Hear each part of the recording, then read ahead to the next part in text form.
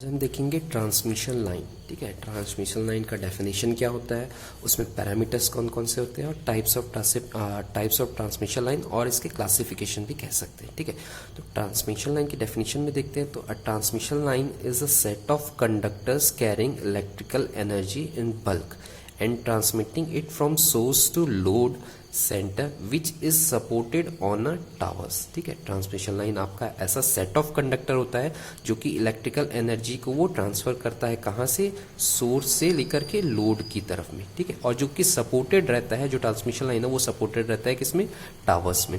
तो ये आपका सिंपल सा होता है ट्रांसमिशन लाइन का डेफिनेशन। ठीक है, अब आती है बात पैरामीटर का। ठीक है, तो ट्रांसमिशन लाइन के जो पैरामीटर होता है बेसिकली 4 टाइप के पैरामीटर होते हैं, आप 3 भी इंक्लूड कर सकते हो, बट वो डिपेंड करेगा कि कौन से टाइप का ट्रांसमिशन लाइन है। ठीक है, तो पहला आपका आता है रेजिस्टेंस। ठीक है, जिसे सीरीज रेजिस्टेंस भी कहा जाता है, जो कि लाइन का। ठीक है, उसके बाद में इंडक्टेंस, इसे भी सीरीज इंडक्टेंस ही कहा जाता है। ठीक है, अब बात आती है कैपेसिटेंस की। तो कैपेसिटेंस को यहाँ शंट कैपेसिटेंस को ही कंसीडर किया जाता है। ठीक है, जो कि शंट कैपेसिटेंस कैसे फॉर्म होता है, जो ट्रांसमिशन लाइन का जो वायर है वो और अर्थ के रिस्पेक्ट में जो आपका कैपेसिटेंस फॉर्म होता है वो आपका कहलाता है शंट कैपेसिटेंस। ठीक है, और ये कंडक्टेंस। अब बात आती है कि भैया टाइप्स ऑफ ट्रांसमिशन लाइन और क्लासिफिकेशन ऑफ ट्रांसमिशन लाइन की। तो यहाँ जो होता है वो 2 से 3 टाइप का होता है। ठीक है, यहाँ 3 टाइप की ट्रांसमिशन लाइन देखेंगे।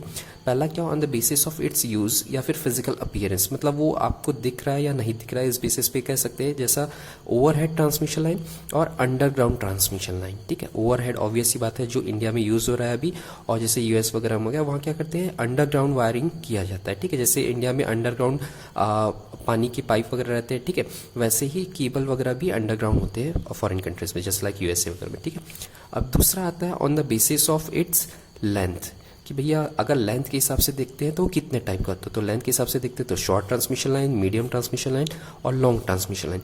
अब बात यहाँ ये आती है कि भैया किस लेंथ की ट्रांसमिशन लाइन को शॉर्ट कहा जाए, किस लेंथ को मीडियम और किस लेंथ को लॉन्ग। तो यहाँ देखिए कुछ एक एग्जाम्पल से बता रहा हूँ मैं। 0 से 80 किलोमीटर तक का जो ट्रांसमिशन लाइन है वो आपका कहलाता है शॉर्ट ट्रांसमिशन लाइन। किसी किसी बुक में 0 to 60 दिया रहेगा, किसी बुक में 0 to 100 किलोमीटर दिया रहता है। ठीक है, तो ऑन एन एवरेज आप ये कह सकते हो कि 0 से 80 किलोमीटर तक का जो लाइन होता है वो आपका शॉर्ट ट्रांसमिशन लाइन होता है, और इसमें जो वोल्टेज लेवल लगभग जो रहता है वो होता है अप टू 20 किलो वोल्ट। ठीक है, अब दूसरा जो होता है मीडियम ट्रांसमिशन लाइन, उसकी लेंथ कितनी होती है 80 किलोमीटर से लेकर के 160, कहीं कहीं 100 से 200 किलोमीटर दिया रहता है। ठीक है, तो 80 से 160 किलोमीटर तक का जो लाइन रहता है वो आपका मीडियम ट्रांसमिशन लाइन कहलाता है, और इसमें जो वोल्टेज लेवल होता है वो होता है अप टू 20 किलो वोल्ट से लेकर के 130 किलो वोल्ट तक का। ठीक है, इसके बाद जो बात आती है अपनी वो होती है लॉन्ग ट्रांसमिशन लाइन का, जो कि बेसिकली 160 किलोमीटर और उसके अबव का ट्रांसमिशन लाइन होता है, और जो वोल्टेज लेवल होता है वो 130 किलो वोल्ट से लेकर के आपका जितने भी 440, 220, 765 के लिए भी। ठीक है, और एक्स्ट्रा हाई वोल्टेज या अल्ट्रा हाई वोल्टेज में जाते हैं तो और बढ़ता है। ठीक है, अब तीसरा जो क्लासिफिकेशन होता है वो देखते हैं।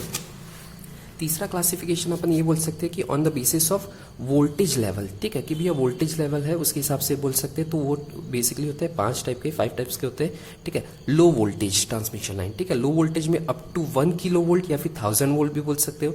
मीडियम वोल्टेज में क्या होगा कि 1 किलो वोल्ट से लेकर के 100 केवी तक का जो लाइन होता है वो आपका मीडियम वोल्टेज ट्रांसमिशन लाइन। ठीक है, हाई वोल्टेज ट्रांसमिशन लाइन आप किससे बोल सकते हो, जिसका वोल्टेज लेवल 100 केवी से 345 केवी के बीच में रहता हो। ठीक है, अब एक्स्ट्रा हाई वोल्टेज या फिर इसे ईएचवी लाइन भी बोला जाता है, एक्स्ट्रा हाई वोल्टेज और ईएचवी लाइन। ठीक है, जो कि वेरी करता है वोल्टेज 345 केवी टू 765 केवी तक का। ठीक है, अब आती है UHV, that is ultra high voltage. ठीक है, अल्ट्रा हाई वोल्टेज लाइन का जो वोल्टेज लेवल होता है वो अबव 765 केवी होता है। ठीक है, 765 केवी से ऊपर की जितनी भी लाइन होती है वो कहलाती है आपकी अल्ट्रा हाई वोल्टेज। ठीक है, यहाँ एक और चीज़ है जो बताने के लिए आपको बेनिफिशियल रहेगी, वो है कि दोस्तों देखना कभी भी जो वोल्टेज अपन लिखते हैं, ठीक है, सपोज यहाँ मैं लिख रहा हूँ 765। ठीक है, 765 केवी। तो कुछ लोग क्या करते हैं 765 के कैपिटल लिखते हैं, वी कैपिटल लिखते हैं। ठीक है, तो ऐसा नहीं लिखा जाता है, सिर्फ लिखा जाता है 765 स्मॉल के और कैपिटल वी लिखा जाता है।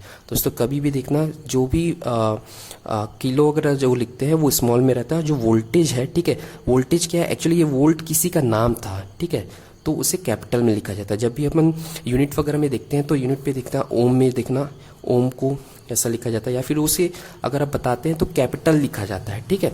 अब एम्पियर ही देख लो आप, अगर एम्पियर लिखते हैं तो एम्पियर का साइन कैपिटल ए बनाया जाता है, ना कि स्मॉल ए, ठीक है। और ये क्या आपका किलो है, ठीक है, इसलिए इसको स्मॉल में लिखा जाता है और ये कैपिटल में, ठीक है। तो आज की क्लास यहीं ख़त्म करते हैं।